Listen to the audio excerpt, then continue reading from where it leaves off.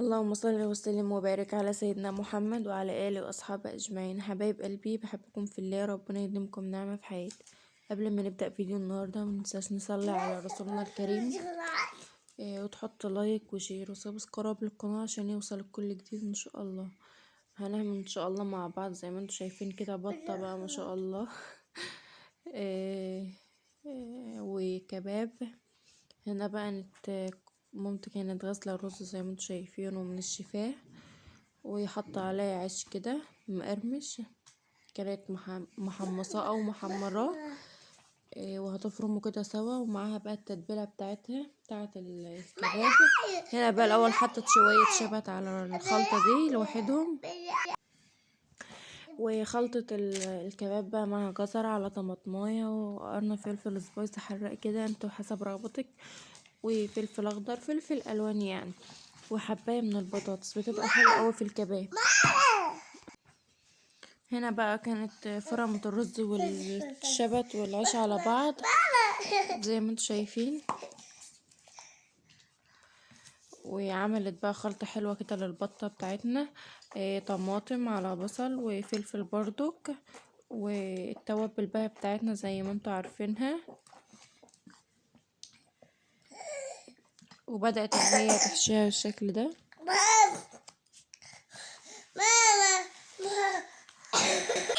اهو.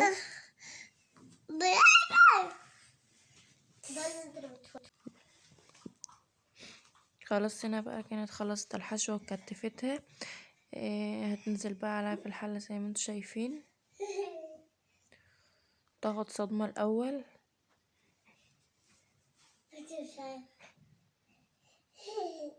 هنا بقى نفرم التتبيلة بتاعة الكباب زي ما قلت لكم، بطاطساية وطماطم وبصل وفلفل الوان زي ما انتوا حابين.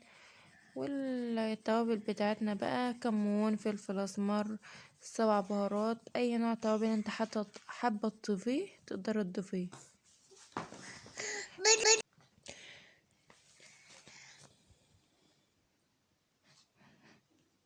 هنا بقى بعد البطة ما خدت صدمة وكده، بقت ضفت بقى عليها التوابل بتاعتنا، وحطت بقى بصلة وطماطمية كده زي ما انتوا شايفين. مش عاوزة تعملها تتبيلة يعني، هي عاوزة شوربتها تكون صفرة كده. وحطت حبهان صحيح كده، وخلاص هسيبها بقى تستوي مع نفسها. هنعمل بقى الرز بتاعنا اللي احنا فرمناه، هتحط عليه مرقتين من الدقيق زي ما انتوا شايفين، بيبقى حلو اوي في الكباب، اتمنى تجربوه. هنا بقى نزلت بالخلطة بتاعتنا زي ما انتوا شايفين، وبدأت ان هي تعجن فيها كده.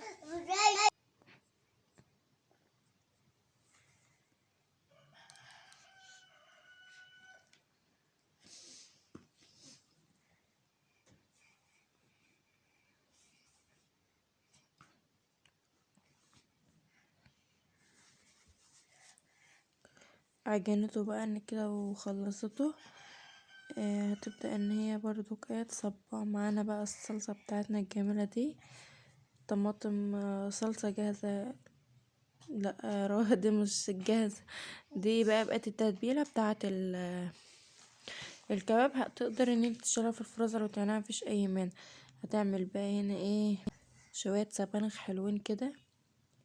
قلبت حمر البصل الاول في شوية زيت زي ما انتم شايفين.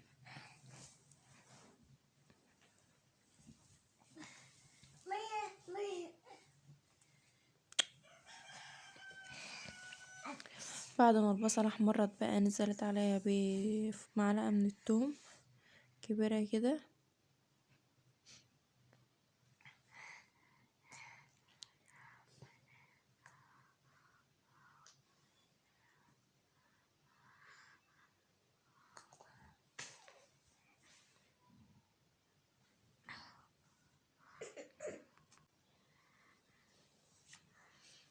هتنزل بقى بالصلصة بتاعتنا الجاهزة اهي، كان عندها صلصة جاهزة في الفريزر، فنزلت بقى اهو.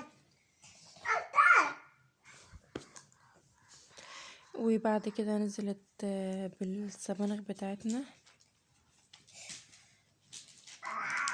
هتستوى بقى مع بعض بعد ما الصلصة طبعا سبكت شوية وخدت غلوة ونزلت بالسبانخ اهو.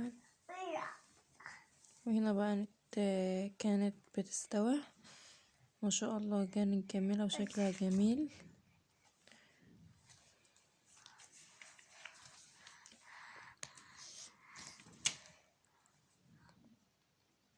وهنا البطة مستمرة معانا على النار، دخلت في السوية برضو ما شاء الله. شايفين الشوربة بتاعتها جميلة اهي.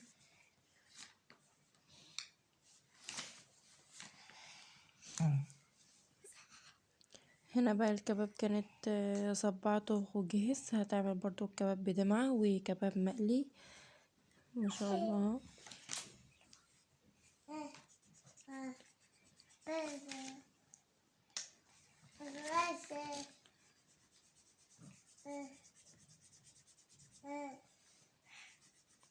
ايوه هنا ماما بتقولك حطوا لايك. هنا بقى الرز كانت غسلته برضك وهتولع عليه، والكباب كان بيتسلق اهو.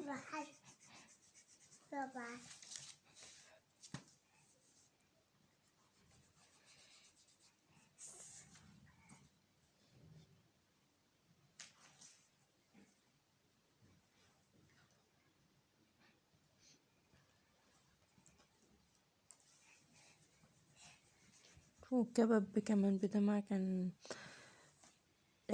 بتصفي بقى المية بتاعته اهوت اللي سلقناه ما شاء الله. المية نازلة صف حمرا وحلوة.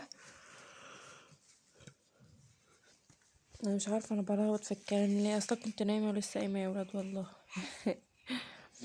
فقلت بقى اسجل لكم الفيديو كده. دي دمعة الكباب بقى اول.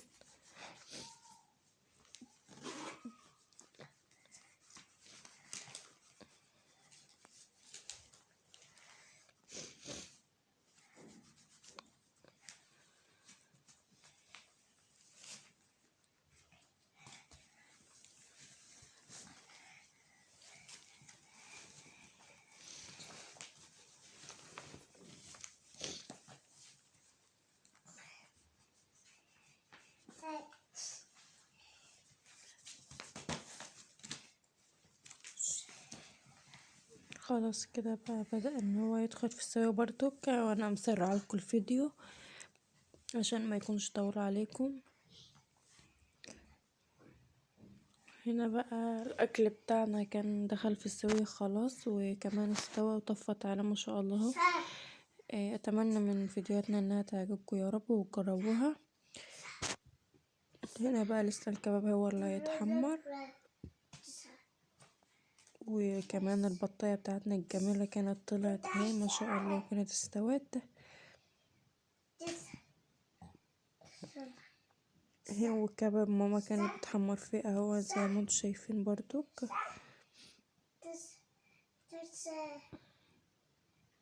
تستغربوش ما تستغربوش في البتاع اللي ماما بتحمر فيها دي كانت كفة عندها، كفة ميزان قديمة فاستعملتها في المطبخ وكده، فبتستنفعت بقى عملت لها طاسة واشتغلت فيها زي ما انتم شايفين.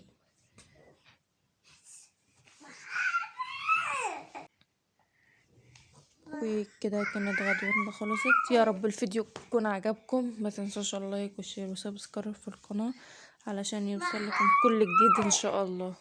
اشوف وشكم على خير ان شاء الله الفيديو الجاي. اهم حاجة اللايك عشان هو اللي بيرفع الفيديو عشان يتشاهر.